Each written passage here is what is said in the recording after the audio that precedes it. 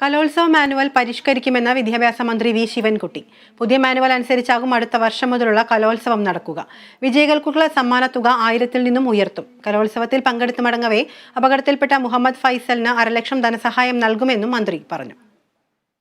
62ാമത് സംസ്ഥാന സ്കൂൾ കലോത്സവത്തിൽ വട്ടപ്പാട്ടിൽ A grade നേടി എറണാകുളം തണ്ടേക്കാട് ജമാഅത്ത് ഹയർ സെക്കൻഡറി സ്കൂൾ വിദ്യാർത്ഥി മുഹമ്മദ് ഫൈസൽ മത്സരത്തിൽ പങ്കെടുത്ത് മടങ്ങവേ ട്രെയിനിൽ വെച്ച് അപകടം സംഭവിച്ചു.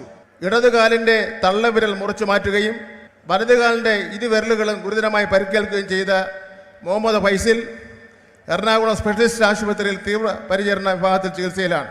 മുഹമ്മദ് ഫൈസലിൻ്റെ പിതാവിനോട് ഞാനും ധനകാര്യ വകുപ്പ് മന്ത്രി സംസാരിച്ചിരുന്നു.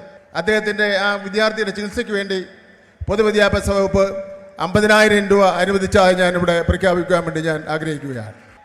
പഴയ ഒരു മാനുവൽ അനുസരിച്ചാണ് ഇവിടെ മത്സരം നടക്കുന്നത്.